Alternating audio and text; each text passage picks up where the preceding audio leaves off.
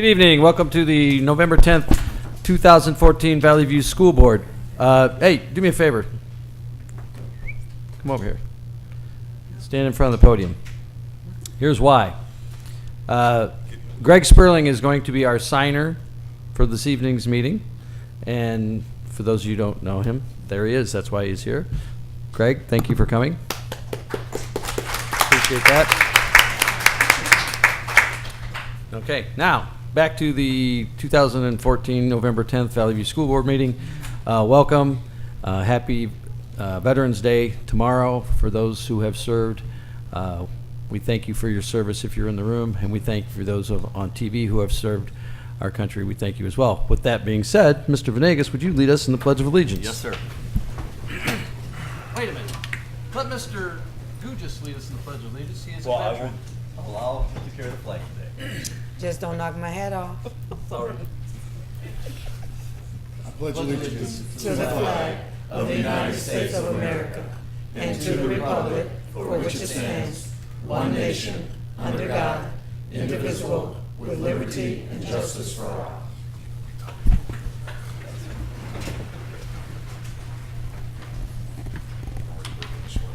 Member Sikora, would you please give us the affirmation statement? Our mission is to ensure that all students are prepared for college and a successful life, academically, socially, and emotionally, as well as equipped with the necessary tools to have options and make decisions about their long-term goals.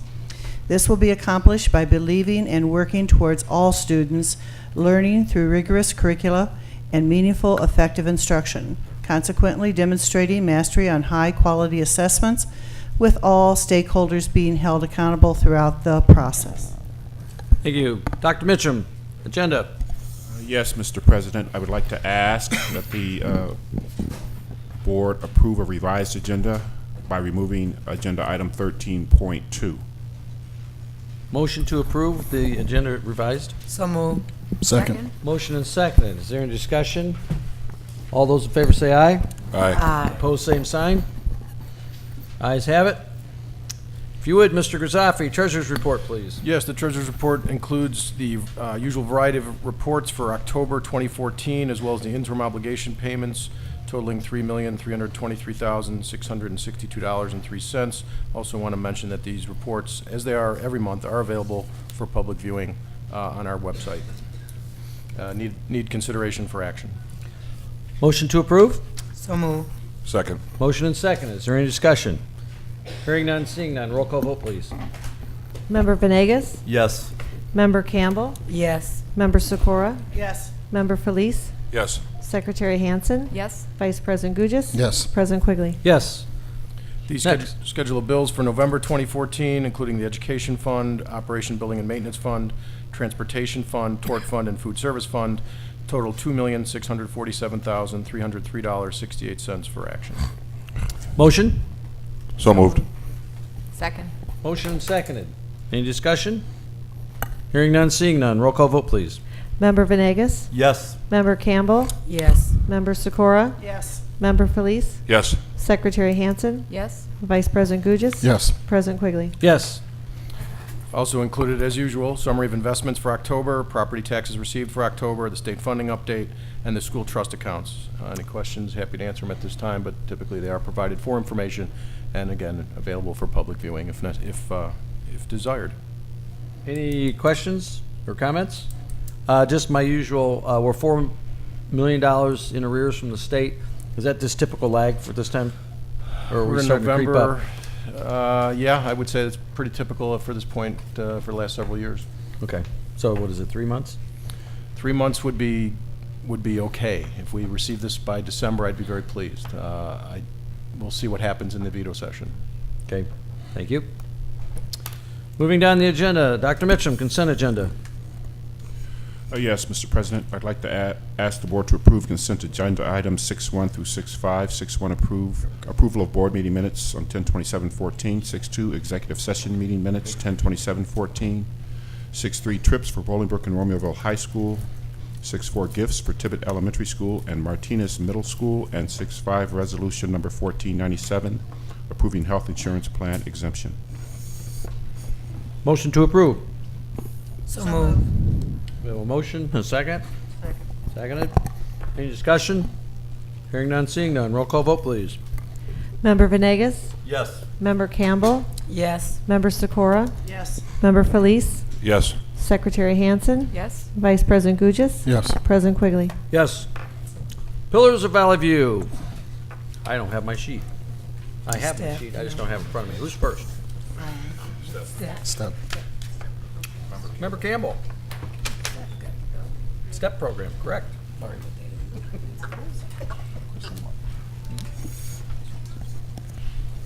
Oh, I know.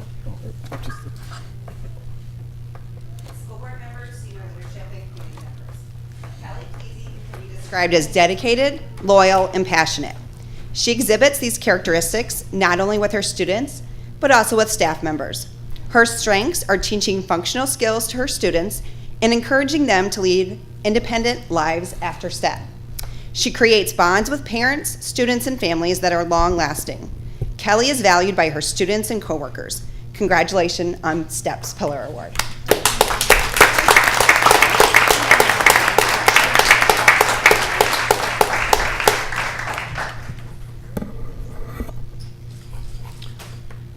Next up, Independence. Member Sikora, if you would, please.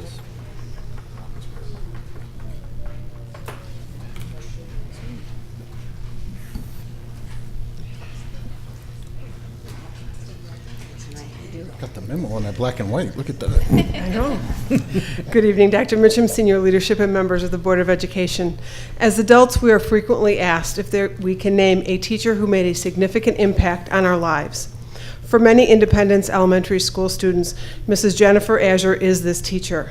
Student-teacher relationships are critical to ensuring academic success, and Mrs. Azure is masterful in making each of her third-grade students feel valued for their uniqueness and individuality. Jen holds high academic expectations for students, and her students work hard to meet these expectations. They are not afraid to take risks along the way, as they know she is there to support them with resources and encouragement. While respected as their teacher, students also see Mrs. Azure as a champion for their success in all aspects of their lives. Outside of the classroom, Jen supports learning by serving on the district's math committee for grades 3 through 5, by collaborating with fellow teachers and sharing knowledge of standards and assessment, and by promoting learning through technology as a tech coach in the school. She gives tirelessly to those around her, always for the benefit of the students. We are proud to recognize Mrs. Jennifer Azure as our Pillar of Valley View.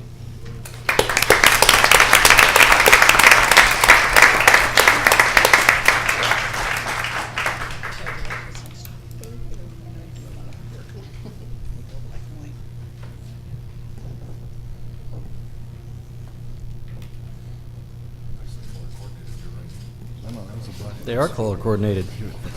Last but certainly not least, Humphrey Middle School.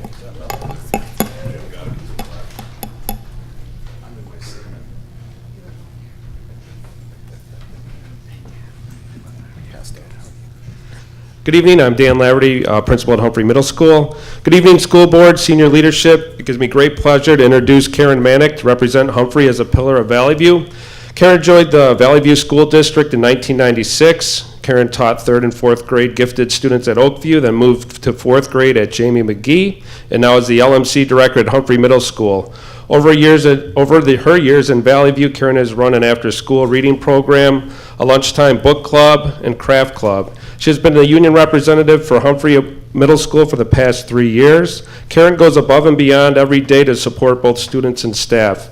Students consider her library a safe haven, and she's a tremendous resource for teachers. She goes out of her way to find supplemental materials in the classroom and supports staff with technology to meet the demands of the curriculum. Karen Manick will be greatly missed as she retires at the end of this school year and moves on to Phoenix, Arizona. Because of her dedication to our students, Karen Manick is a pillar of Valley View School District. Thank you, Karen.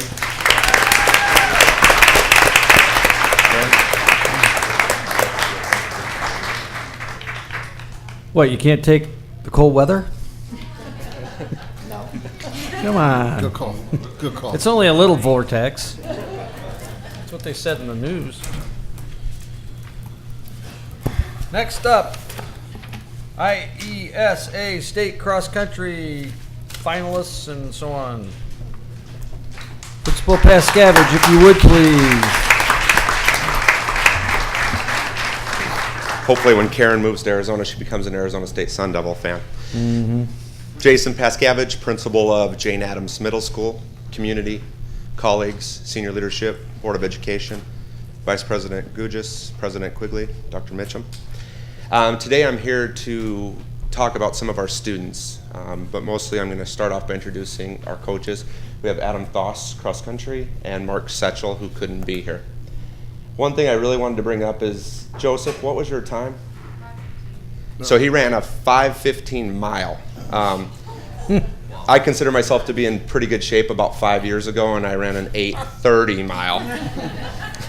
So that being said, Adam Thoss is going to represent our cross-country team. Hi there. Before I get started, I would just like to say, first, this is the 10th anniversary, 10th year of cross-country in the middle schools. And it's been a really long road, being one of the coaches who's done it the entire time. And when I first started out with Coach Mark Setchell, we really wanted to develop a plan where we brought running in as not just a team sport, but also as a culture into the middle schools. And it's working. It's a lot of things that we've tried to establish have really come to fruition, and I really do have to say that it's because of a lot of people that have helped us out. I have to say first off, thank you to Mr. Pascavage and Ms. Polson and our two athletic directors, Ms. Fort and Ms. Wright. Also the great parents that we have that help us out at all of our meets. And I know that especially the elementary schools have let us come in. I know Independence has been absolutely wonderful. Katrina Tumulty over there, their PE teacher has just been great. It's very, very difficult to convince a bunch of middle schoolers to come out and do cross country. It's like, hey, you know when you're at football and you do something wrong and your coach makes you go and run, you want to do that all the time? And most of them don't want to do it. So it's very difficult to convince them to do that. And we're very lucky that over the 10 years, this is now our 5th state qualifying team, and over 65 state qualifiers during that time. So we're seeing where we need to be going with this program.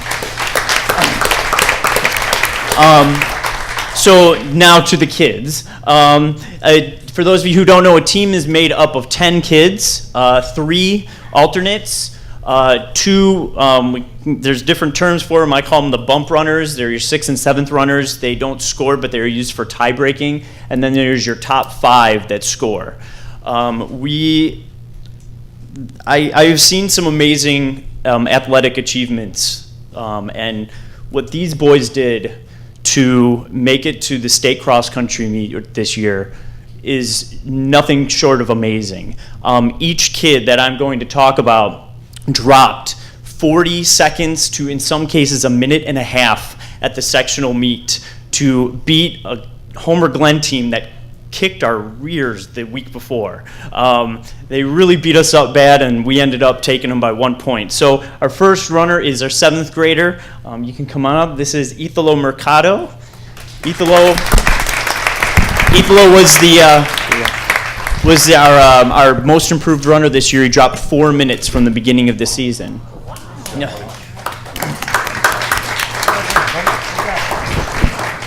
Our next runner, he is a 6th grader, and he came out for the team only 3 weeks before the sectional meet. And his first practice, he was like, "Hey, can I run the 4 mile run everybody else is doing?" I was like, "Yeah, it's cool." And he came in first. And then 2 days later, he ran the 6th grade race, and he won the 6th grade race. It was like a 6:20. So I'm like, "You're on the team." So this is 6th grader Zach Sternberg.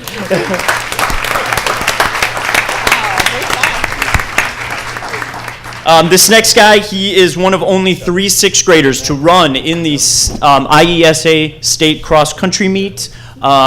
He ran a 12:58 this year. He was also a medalist at the Shanahan Invitational, Matthew Ballas.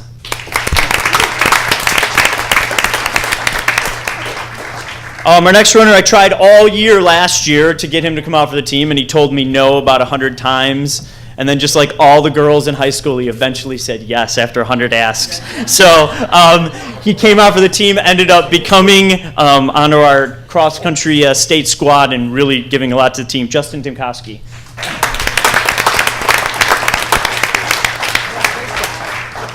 Kendall Scott, he's a baseball player, came out for the team a few days or a few weeks before the season ended.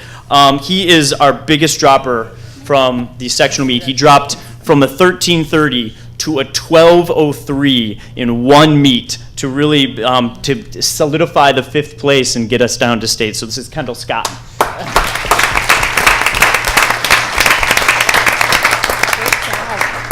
Jacob Gleason, he's another multi-sport athlete. I was so glad that he decided to come and give us a try this year, because without him, we definitely wouldn't have made it. So this is Jacob Gleason.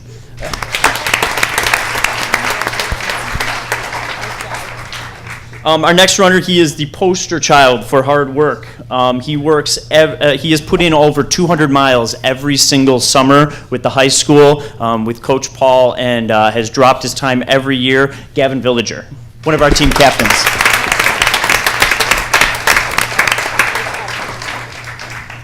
Nick wanted to play soccer. I'm very glad he didn't. Nick was our second runner. He finished 4th place at the sectional meet with an 11:15 for 2 miles. An extremely talented runner, Nick Quintana.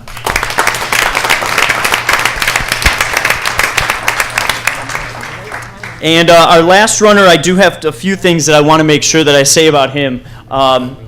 He is the only runner in Valley View history to run under 11 minutes for 2 miles. He ran a 10:44 for 2 miles. He owns the 6th grade mile record, the 6th grade 2-mile record, the 7th grade record, the school record. He's finished 2nd out of 430 runners at the Troy Invitational. He finished 7th at the Shanahan Invitational. He is the highest person ever to place at the IASA State Cross Country Meet in cross country. And the best part is he's only a 7th grader. We get him next year, all right? Mr. Joseph Ballas.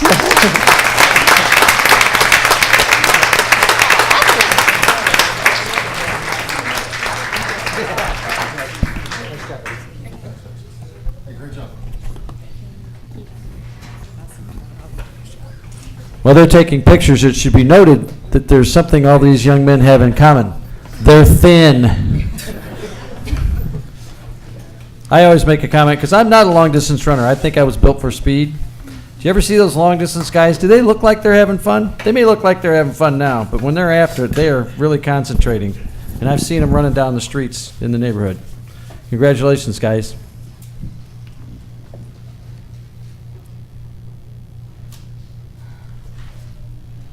Did Principal Pascavage say you have to stay for the rest of the meeting?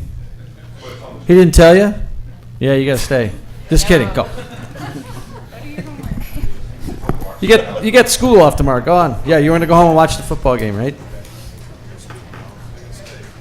Thank you, parents. Thank you, boys.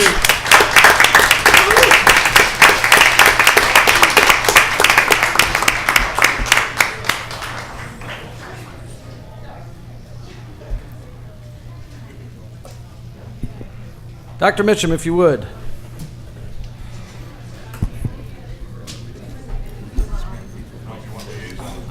Oh, I'm sorry. Audience participation. Pages. Liaison reports from my right. Any and all, please.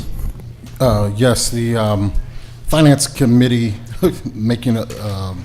went to California and met with, along with our tech team, members of our tech team, some members of senior administration, and got to meet with some executives with Apple and with Google to talk about long-term goals for the district in terms of technology in the classroom, and to lay out some long-term plans.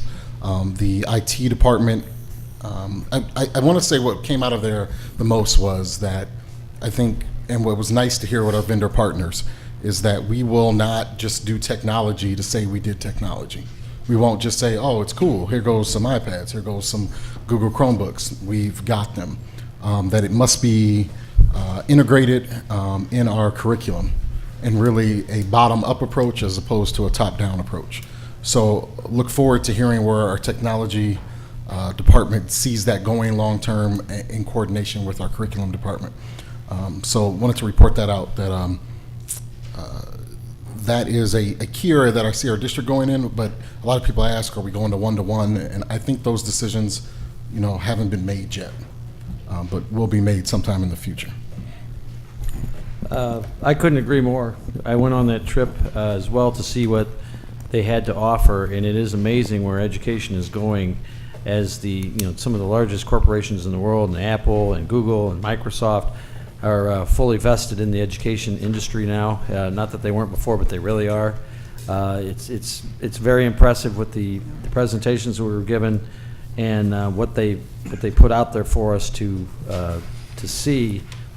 I'm not a computer guru by any stretch of the imagination, and I know there's a lot of people who may be watching on TV or maybe in the audience who are not as up to it as some, but our children will be. It's the world that we live in, and they are light years ahead of where we ever thought we would be even 25 or 30 years ago after, when I got out of high school. So it was a very, very impressive presentation by both Apple, Google, and these are decisions that have to be made. But as Rick said, the bottom-up approach versus the top-down approach is far better, in my opinion, on how to proceed with this. So, next.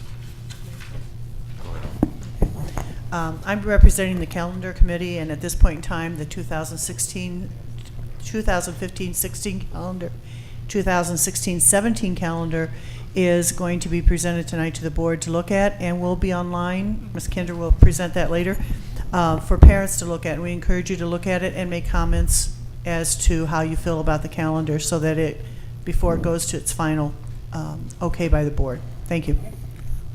Member Sikora, I will say once again, thank you for serving on the calendar committee. I think it is one of the most overlooked and most difficult committees that we have. Next, any others? All right, student due process. Oh, I'm sorry, audience participation. Anybody who wishes to address the board, please step forward and do so. We always like the guys who come with big checks. Big checks. Good evening. My name is Tom Castignoli. I am the general manager of the Promenade Bolingbrook, and this is Chris Cookler, the marketing director for the Promenade. As most of you probably know, we have parking meters on the interior of the property. What you may not know is that a few months ago, or 6 months ago or so, the mall was sold. Now, previous owners gave money very generously to national charities. Our new owners said we'd like to give a portion of their parking meter income to a local organization, and they asked us to pick one, and Chris immediately said Valley View. So,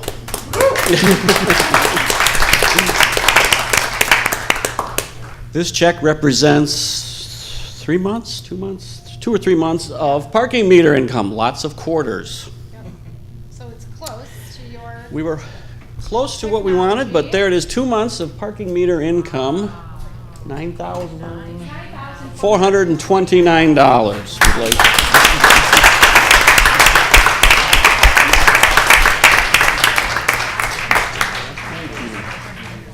For those of you who don't know, Tom has been at the mall since it opened. He was with the previous owners, and he's now with the current owners, and he's been a pillar in the community, the mall has been a great partner for the community, and now that they're even better with Valley View. So here, let's step in front here and get a picture of the big check. How are you going to get this in the bank, Gary? Check's in the mail.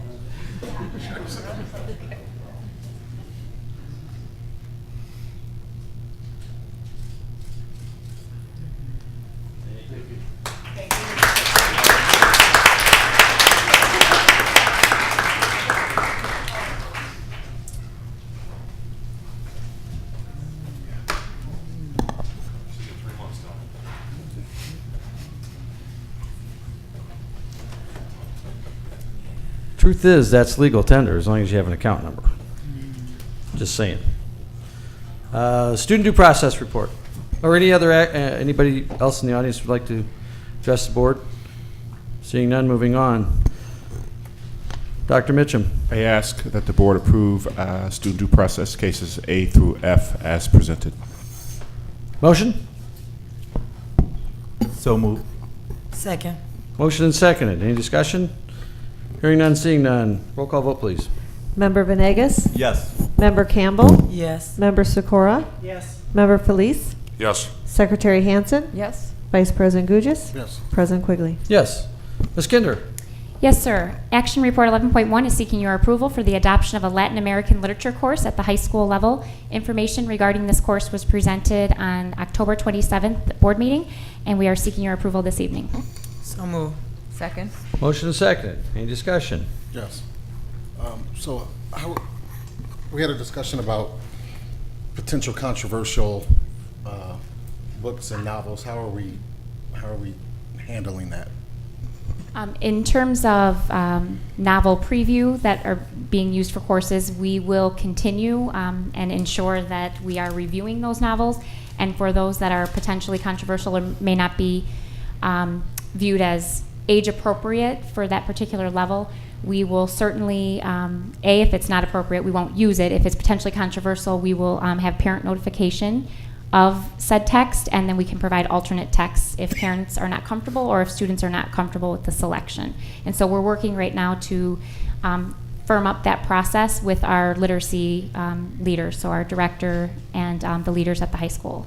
So I think that we're going to have to deal with controversial issues. We're going to have to deal with issues that expand our kids' mind that may be difficult to discuss. Correct. I think what's important, though, is to make sure that our parents are aware, I agree. our students are aware on the front side going into it. Hey, we're gonna deal with these issues, and these issues come up in these novels, or these contexts come up in these novels, and we're gonna handle them appropriately. I just want to make sure that there's clear communication on the front side. I never want to be in a position where we are censoring books, but I think we should be in a position that we are saying, hey, this book has some material that we're gonna have requires serious discussion, and something that we'll be discussing with your child, or for the child to know that we're doing. I absolutely agree, and we certainly want to be proactive and transparent and handle those topics with sensitivity and in an appropriate manner. So I would like to bring information back to you as how that process will look. I know we do have a process in place now, but as you're aware, there has been some titles that have been called into question as if they were appropriate or not. So we are reviewing that with the Director of Literacy, who's currently on leave, but also with our leaders at the high school level and middle school level as well. We have a better handle on it at elementary, but as young adult literature moves up, it does touch a lot of topics that are of interest to students, but that can be very delicate in how they're handled or seen as inappropriate. So I will be bringing information to you back on that. Thank you. Thank you. Next up. We have a vote. We haven't voted. Roll call vote, please. Member Venegas? Yes. Member Campbell? Yes. Member Sikora? Yes. Member Felice? Yes. Secretary Hansen? Yes. Vice President Gugis? Yes. President Quigley. Yes. Next up, Mr. Grisafi. Yes, Laptops. the Technology Services Department is requesting approval to approve a lease purchase of 771 laptop PCs that have been in production and use for close to 5 years. Back in November of 2010, we moved our computer refresh from 4 years to 5 years for laptops and 7 years for desktops. With this lease purchase, 96% of the laptops in circulation throughout the district will be less than 18 months old, and about 90% will be operating under the Windows 7 operating system. We've got two quotes here. We feel the Dell quote provides the best solution for us. It's a laptop with 4 gigs of RAM, 320 gigs hard drive, a year warranty, and a unit cost of $470. Bringing the grand total cost $362,370. This will be incorporated into a 5-year lease with previously approved technology actions that the board has taken. I think at that time we told you that we would be consolidating various action reports as we phase in these laptops, so we're not doing them all over the summer. And so we are recommending approval as presented. Motion? So moved. Second. Motion second. Is there any discussion? Hearing none, seeing none. Roll call vote, please. Member Venegas? Yes. Member Campbell? Yes. Member Sikora? Yes. Member Felice? Yes. Secretary Hansen? Yes. Vice President Gugis? Yes. President Quigley? Yes. Second action this evening is a resolution to determine the 2014 tax levy. As you know, the district does not levy a tax rate, but responsible for formulating and approving an annual tax levy request. Thus, the information that's contained within the packet. And our request is as follows. The operating levy, which includes all but the debt service fund, is being set at $138,329,000. We will not receive that much in new revenue, but we are requesting more due to the EAV, or equalized assessed value, and the new property being an unknown at this time. We do have estimates from the county, and they are incorporated into the spreadsheets, but again, they won't be finalized until sometime probably in early March. Our best guess as to what we'll actually receive due to being limited via the tax cap law to the Consumer Price Index, or CPI, is 1.5%. 1.5%. That does exclude any new property, which means our levy most likely to be received $134,611,000, so considerably less than what we're requesting. That should generate $2.8 million in new operating revenue, which equates to about a 1.28% increase in our revenue from where we stand currently. The debt service portion of the levy will increase by $1.56 million, which is exactly what the increase was last year. So our debt service extension will be $25,916,000, or a 6.41% increase. Bringing the total levy request to $164,245,488. Overall expected levy increase, including new property as we know it now, and the debt service incorporation, equals $4,392,000, or a 2.81% increase. We will fine-tune this between now and the December 10th meeting, at which time we'll conduct a formal public hearing and ask you to adopt the final levy at that time. Motion to approve. So moved. Second? Second. Discussion. Yeah, just a little bit. So just so we're clear for everyone, the increase in our operating levy? Is that correct? Operating levy is ultimately going to be at 1.5%. 1.5% exclusive of any new property. And debt service. And debt service, All right. right. And so we're asking for 1.5% more than we asked for last year, which I think is a very modest increase. The debt service is primarily debt that was approved by the taxpayers, and that is on the repayment schedule, like a mortgage, except for that payment is adjustable. It's not fixed. Several years ago, we tried to even that out. We versus did. We an escalator. refinanced it at some lower rates to ease the burden. So just so everybody's clear on that, 1.5% is the ask that the school district is making to the taxpayers. The debt service portion is primarily been voter approved, and that schedule is set. The only thing that changed in that schedule was that we refinanced that debt to take advantage of some lower rates to ease the taxpayer burden a couple years back. In a perfect world, 1.5%, which is the CPI, would be levied across all properties. Because of the fluctuation in property values, some go up, some go down. And the easy analogy is if you had two properties and one went down more than the other, they would pay less of a burden. They would have a decrease in their property bill, which would cause an increase in somebody else's bill. But ideally, again, we're limited to that CPI tax cap restriction of 1.5%. Yeah. So we asked the assessor for 1.5% more. The assessor decides how that happens. So if your house goes up or down, that's based on the assessor's job and how they value your home. Correct. Any other discussion? We have a motion and a second. We need a roll call vote, please. Member Venegas? Yes. Member Campbell? Yes. Member Sikora? Yes. Member Felice? Yes. Secretary Hansen? Yes. Vice President Gugis? Yes. President Quigley? Yes. Ms. Hawks, Human Resources. Thank you, President Quigley. Action Report 13.1 this evening, Consolidated Action Report for Certified and Classified Personnel. We're seeking your approval on 15 items for certified personnel, 27 for classified personnel, 2 for administrative classified, and 3 for administrative certified personnel. Motion to approve? So moved. Second. Second. All those, I'm sorry, got a roll call vote here. Is there any discussion? Roll call vote, please. Member Venegas? Yes. Member Campbell? Yes. Member Sikora? Yes. Member Felice? Yes. Secretary Hansen? Yes. Vice President Gugis? Yes. President Quigley? Yes. Okay. Oh, sorry. Information report 14.1 is high school sports marketing, entertainment marketing, high school sports entertainment marketing course at the high school level. Sharing some brief information with you this evening regarding the proposed adoption of this course for the 15-16 school year. Additional information can be found in the information report contained on board docs. This course is intended to provide students with a rigorous and relevant experience to gain mastery of marketing concepts with a focus on a high interest area, sports and entertainment industries. This experience provides a pathway to better understanding business and other related fields for pursuing post-secondary education and career. The hands-on interactive course concentrates on the necessary aspects to marketing products, services, and ideas to consumers. So basically using the sports and entertainment industry as an entry point, the students will focus on target marketing, marketing mix, buyer behavior, advertising, and promotion. Students will learn the use of industry standard technology to create marketing materials such as print ad, specialty promotions, and logo creation. Global perspective, business communication, and ethics are embedded in this course as well. There will be an emphasis on the use of technology in the development of marketing promotions. I also wanted to add that we are pursuing a dual credit partnership with Joliet Junior College for this course, so that will be an added benefit for our students. And there is a wealth of information contained in this information report related to course objectives, goals, standards alignment, and then course specifics.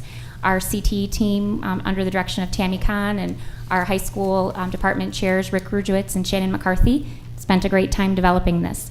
Costs will be covered jointly by the CTI Perkins Grant for the online resource and teacher subscription, and local funds for textbooks. We'd be happy to answer any questions, and they certainly can provide you with the expertise if you have questions in that area. Can the online portion of this be used at home or only at school? I believe that it can be used at home as well. It's home as well. Thank you. She's nodding her head in She's approval in the nodding her back. head, yes. Okay. On this class, I have a family member who lives in Indianapolis, and their son took a course similar to this. And because he had a high school class, he had applied for a job, I think working with the Colts or something, and got a summer internship as a junior. Yeah. So I think that's kind of cool for a kid to give it an opportunity. And it wasn't one of the guys shooting T-shirts into the stands during games. He was actually working with the Colts in the summertime. And, I mean, he thought it was just fascinating. They were actually kind of impressed by the fact that he had taken some classes on the economics of sports in marketing and so on and so forth at high school. It's a fantastic opportunity, and even if students don't end up in that exact pathway, it grabs their interest to expose them to a whole world that they may not have had an interest in otherwise in terms of business and marketing. It's a growth industry. It absolutely is. So, how many students are we projecting will take this course? Well, with our CTE courses, we're continually working to update those courses, and then based on student interest, it's really interesting because they have to use their business and marketing skills themselves in the department to market their courses to the students. So the students will speak for our enrollment. So if we get a lot of students interested in this, we'll run multiple sections, but that draws enrollment from another area. So we will shift resources if we have courses that are more popular. To project, I don't know how many courses do you think we'll have at each high school, maybe two sections perhaps, so maybe 60 students at each high school who may be interested.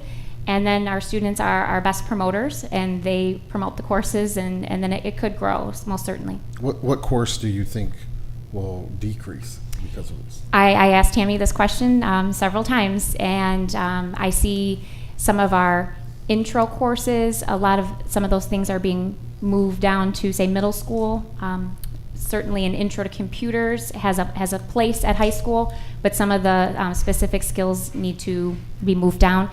Tammy, if you want to add anything, I know it's a continual assessment, but there are certain courses that will become extinct or will be made extinct because there's more that only relevant offerings. In the CTE area that we'll not lose. This program will gain students from just that area, or will there be other areas this program? Any elective area this could pull from. So it could pull from fine arts or world languages. So as an elective teacher, you are always wanting to, engage your students, and not only that, but promote the courses so that the students want to maintain and continue in that area. So it could pull from other areas within CTE or other elective areas. It's hard to tell because the students get to select those courses. So they'll speak for themselves come, actually in the next couple months in terms of where they want to see, their opportunities expand in addition to their core courses. So our motivation to add this course is what? I believe that it is a way to tap into student interest. It's a very high interest area, but then it's to expose them to pathways in business and marketing and start to explore concepts from a more global perspective. It's basically a way to kind of hook students into something that says, hey, I like sports, or that seems cool, entertainment. But then through that, students can learn a lot of the solid principles of marketing, business, advertising, and then that opens them to a whole new world of concepts. And there's no prerequisite to enter this course? There is not. Because looking at the course, it says there's 22 days allotted to economics and business math. We don't see a need to have a prerequisite math course or attached to this prior to students taking this course. Well, I think we would primarily see 10th, 11th, and 12th graders, and based on that, my understanding is they would have enough prerequisite math to be successful in this area. So consumer ed, for example, exposes students to some of those general concepts, and they would have that exposure. I love the idea they're going to be doing math and they don't know it. It's very... So how are we ensuring that this course is rigorous? That was a question, and I was actually having this conversation with Karen Flores, the executive director of 612, and that is, as the team continues with the curriculum design, so what we have here is a proposal. That's where, see, the standards, they look great on paper, but we want to make sure that it's not just an intro, real basic level of, recalling information, listing basic information and such. If you look at the standards that are there for the National Business Education Standards, those are certainly rigorous. And how we translate that to instruction and then make sure that that's the level that we're taking the knowledge and skills all the way up to that synthesis application level, that's in the design right now. And Tammy works closely with our core area directors to ensure that they are making sense in their world of that rigor, that term that we use a lot. But basically, okay, math people, help me out. Literacy people, help me out. In terms of, are we making the connections to those high-level skills, that this is just an excellent way for students to practice those skills and take them to another level in a high-interest domain. So there is a ton of collaboration going on between the Career and Technical Education team and our core area directors. Thank you. Any other questions? Great. Okay, the next information report is high school digital photography course. And again, I'm presenting information prior to seeking approval for the 15-16 school year. This course is intended to introduce students to the basic foundations in digital photography as a fine art medium and in the computer as a darkroom. We currently do have a photography course, which would be migrating to this. This includes digital imaging techniques of scanning, color correction, retouching, composition, content, and more. Hardware, image input and output processes and software are also discussed. Students will learn about also different career options associated with photography and graphic design. Students will learn the manual functions of digital photography, including exposure, depth of field, composition, and photo editing. They will use digital cameras to shoot their own original photographs and then use Adobe Photoshop to learn to edit. And they're also introduced to elements and principles of design and photography terminology. Again, this is a course that is student choice. It is an elective, and it falls in the area of fine arts. But this is another area where our electives teachers continually see opportunities to take this to the next level. This is not a low-level course in which students are, simply just taking pictures. It's the design is much more developed in that students will be accessing other skills that are connected to what they have to do in the real world. So there is additional information provided in this information report, and again, I certainly am not the expert in this area, so I can seek answers for you if I don't have answers to questions that have been presented. but we go through the same type of review with these courses, relevant to your question, Vice President Gugis, as to the rigor of the course. Any other comments, questions? Next up, student calendar. Yes, tonight I'm presenting two calendars. Information Report 14.3 presents a draft calendar for the 15-16 school year. We're bringing this forward for information prior to seeking approval.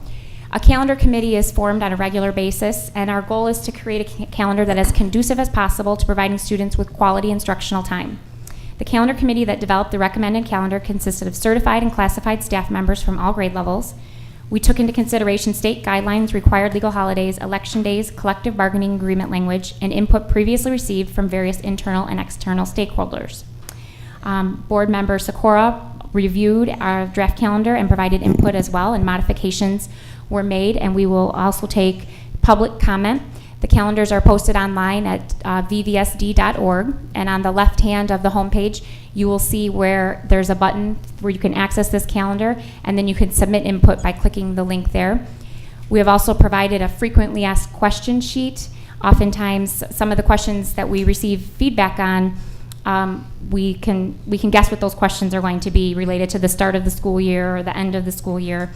Why doesn't spring break fall next to Easter? That's always a hot topic. One thing that the committee did have to take into consideration this year was the state mandated park assessments, and we have to kind of guesstimate when those windows will be based on when they are scheduled this year. So we know that we have 2 windows of time in the spring, so in March and then April into May, where we need to ensure that we have a solid block of time in school so that we can have continuity for our assessment purposes. And so we took that into consideration as well. And so in some cases, spring break would be disruptive to that. So that was one major consideration that we had to discuss that was not a topic of discussion previously. But it's always an adventure to create a calendar that meets all the needs and pleases everybody. And unfortunately, we can't do all of those things. So we try to do what's best and what's best for kids and instruction. Thank you.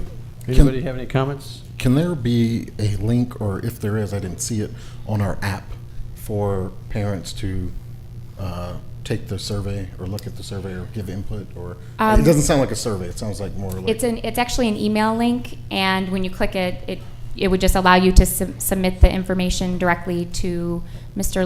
Larry Randa. Can we put an icon or something on the app? Because Sure. we've been pushing the app really hard to somehow get people to encourage people to give their input. Well, Mr. Randa? We'll look into that. Yeah, Okay, absolutely. thank you. Any other comments on the calendar? Would you like to say something, Mr. Randa? Mr. Randa, come on up. Mr. Gugis, the app as designed it's designed to be more to have the same icons on there rather than bringing hot buttons back and forth. We do plan on sending out parent links to app users, which will provide a link to the survey itself. So, I can't speak for the technology department, but I believe that's the goal in the app, to maintain the various icons we have on there now and not have something appear for a month and then go away. Well, maybe it could be in the news section as a permanent news item, or not a permanent, Sure. but a temporary news item that's there for a couple weeks. Because We'll the news items change daily. Yes, they do. Yeah. And absolutely, we'll take a look at that. Yes, great Thank you. suggestion. Information Report 14.4, essentially, all of the same information applies in terms of the calendar committee that created this draft calendar, and this is a draft for the 16-17 school year. This is also available for public preview and comment, and we welcome any and all feedback. Any comments on that? Questions? Next up, legal services. I have one informational report that relates to one of the district's investments. The district is one of 300 school districts or municipalities that is a participant in the Illinois Metropolitan Investment Fund. This fund contains a number of investments. Recently, we learned that a single investment within the fund is the subject of a criminal investigation and a civil lawsuit related to fraud. We are closely monitoring what's happening in court. The district has a total of approximately $278,000 invested with the fund. There is a total pool of $200 million that could be involved in the alleged fraudulent activity. There are many interested parties across all 300 municipalities that are investors. I have been in touch with attorneys representing other parties, and I will provide the board with updates as I receive them. Thank you. Next, AFT report. Valley View Council report. Thank you. Valley View Office Personnel report. Thank you. Any old business before the board this evening? Any new business before the board this evening? Any questions from the public on actions we have taken this evening? You get new business? Oh, please.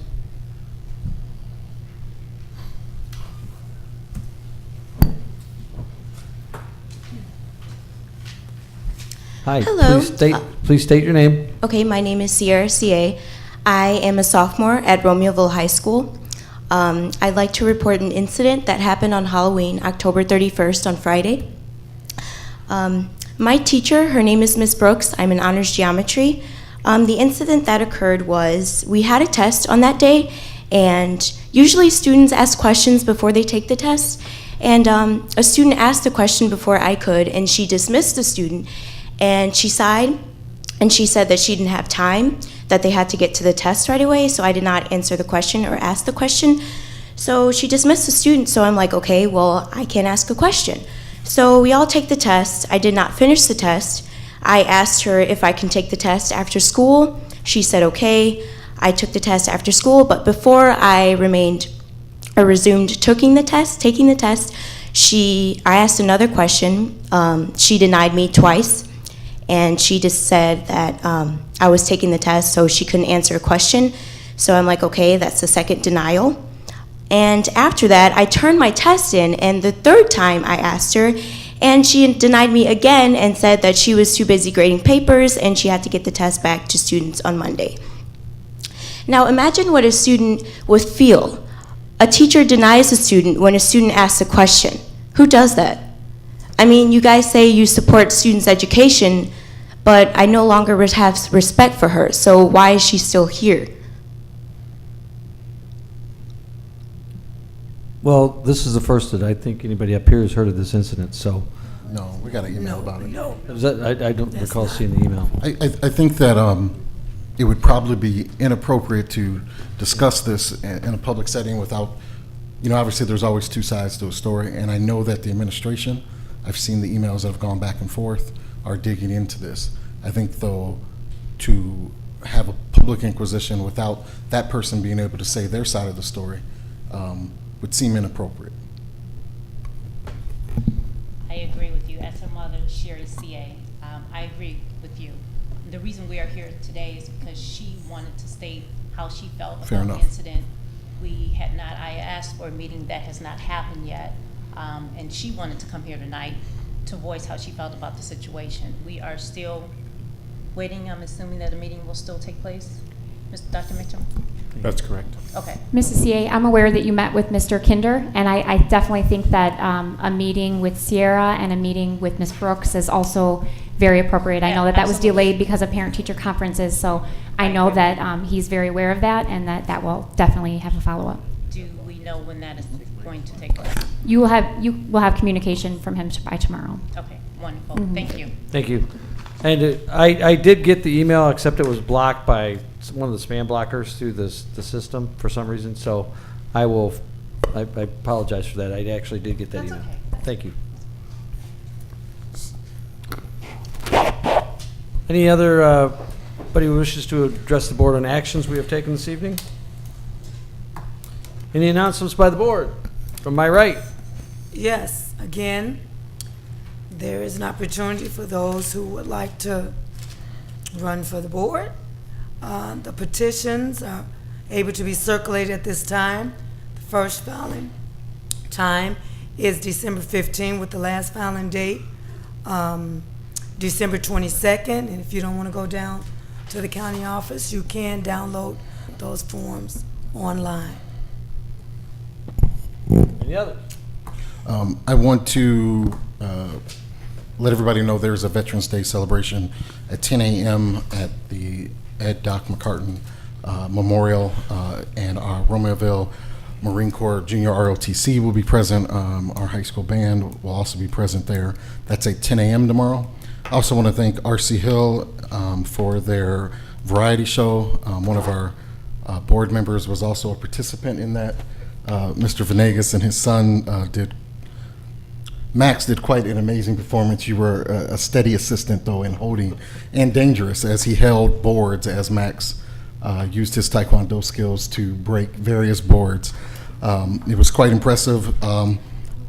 So that was a great time. Thanks, R.C. Hill, for that. And Mr. Venegas, you are a brave man. Thank you, sir.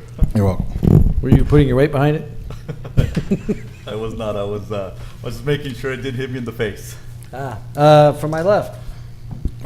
Just quickly, I'd like to congratulate Bolingbrook High School and their football success this past weekend with their overtime victory over Oswego High School. Oswego was ranked 1 in their bracket, and Bolingbrook now moves on to play Homewood Flossmoor this Saturday at 7 o'clock at Homewood. As many of you know, Homewood Flossmoor is one of our conference foes. I guess I'll use a politically correct description, but and they took care of us this year during the regular season. So there's a lot at stake. It's the quarterfinals. They're 2 games away from playing for the state championship. So tickets are on sale now, I believe, at the high school. Contact the athletic office. Is that correct? Is that the best thing to do? So I'm sure the high school would love to see any and all supporters at Homewood. It's not that far of a drive, and the weather's going to be cold, so just take that excuse out. But come watch a good game of football. So good luck. Veterans Day is tomorrow. There is also a Veterans Day presentation at 11 o'clock at Bolingbrook Village Hall. I'm guessing if the weather turns cold, it will be in the back of Village Hall instead of on the at the actual memorial, because the weather's supposed to be pretty rough. Also, I want to make comment. There's both high schools have jazz bands, and both of those jazz bands have been invited to play in a club setting. I don't have all the dirty details, but that's going to be coming up. I think you'll be contacted, Larry. The club setting is Tailgaters Sports Bar, but it's also a band venue. It'll be open to the public, and they'll give the kids an opportunity to play in a professional setting for where jazz would be played, that type of thing.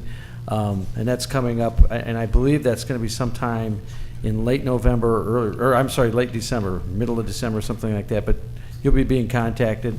I think it was nice of the owners to extend an invitation to our jazz bands at the school, and I think it'll be kind of interesting to see how the kids play and so on and so forth in a professional soundstage, is basically what it is.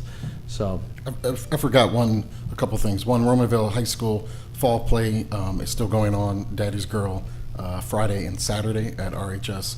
I wanted to thank all the schools that had Veterans Day events. Everything from Veterans Day breakfasts to, I know there was an assembly at Hermanson today. There's participation by, I think, almost every school recognized Veterans Day in some way. So definitely appreciate that too. absolutely. I did have the opportunity, along with Ms. Sikora, Mr. Felice was there, Dr. Mitchum was there, to go to Oakview for their Veterans Day service, pancake breakfast and Veterans Day Recognition Day. Mr. Brown was there as well, and it's really nice to understand that the kids understand what it means to serve your country and recognize the people who did, and also recognize the people who paid the ultimate sacrifice for our freedom here in the United States. As Vice President Gugis and I had a comment last year when they were putting the calendar up. They had Veterans Day not on there as a day off, and I looked at Rick, and Rick looked at me, and I said, not as long as we're on this board. Is that correct? Something to that effect. I think it might have been a little more terse than that. But there was an election last week, and there's going to be a change in the governor's office. I look forward to seeing what that will mean, very nervously, due to some of the comments that the governor-elect has made about how things he perceives the world should work, particularly with education. With change comes pain sometimes, but also opportunity, and we will position ourselves to be as opportunistic as we can under new administration. Hopefully the state can find funding for education to the level that it should be funded, not to the level that they think they're funding us, because they're not. And I've said it so many times, it's just like beating a broken record, whatever. But we will be looking at that. We are also looking at Senate Bill 16, which Dr. Mitchum has addressed many times to this board.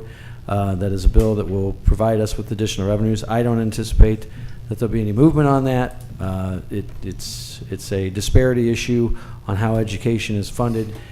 It's not the amount of money, because that's not going to change. It's who gets what and how they get it and when they get it. So that said, I did have a chance to go to the football game, and there was others there as well. I wrote on Facebook, and I don't do a lot of Facebook writing, but I wrote on Facebook it was a great high school football game. It really, truly was. Bolingbrook was ranked number 8, and I think Oswego was ranked number 1. And two teams, it was a great, clean, fun football game to watch. It was more fun because Bolingbrook won, but I really strongly encourage people to go out and support the local teams and all the athletic endeavors and the plays and all the stuff. We have some outstanding programs in our schools, and between chorus and madrigals and plays and so on and so forth, and all the other things that go on. It's really a great opportunity that this district and the people in this community support. But get out there, because you don't have to drive downtown to see really good entertainment. It's right here in the backyard. So, any announcements by the administration? Yes, I have one. If I could ask Member Campbell to join me at the podium, please.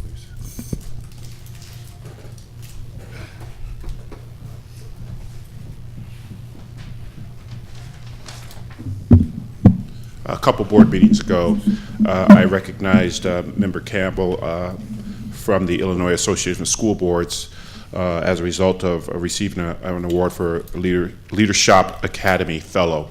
However, at the time, I did not have the plaque, so I don't mean to be redundant, but I am here to formally present her plaque.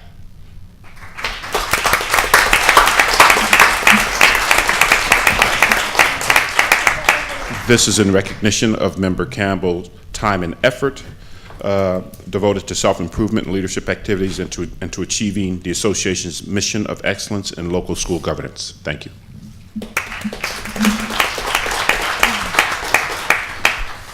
Any announcements by the public? Oh, I'm sorry. Oh, I have one. Got one more. And it's certainly a cause that's near and dear to Member Campbell's heart. So, Student Services Parent Network Night is Thursday, November 20th at 6 p.m. at Lukanzik Middle School. Please join us to learn about the changing state assessments, the PARCC assessment, and the dynamic learning maps called DLM, which is our alternative assessment. It's at Lukanzik Middle School Thursday, November 20th at 6 p.m. And we invite you to come out. Childcare will be provided, and there will be refreshments and Spanish translation services as well. Thank you. Thank you. Any announcements by the public? Seeing none, motion to adjourn would be in order. So moved. Second. Motion and seconded. All those in favor say aye. Yep. Opposed, same sign. The ayes have it.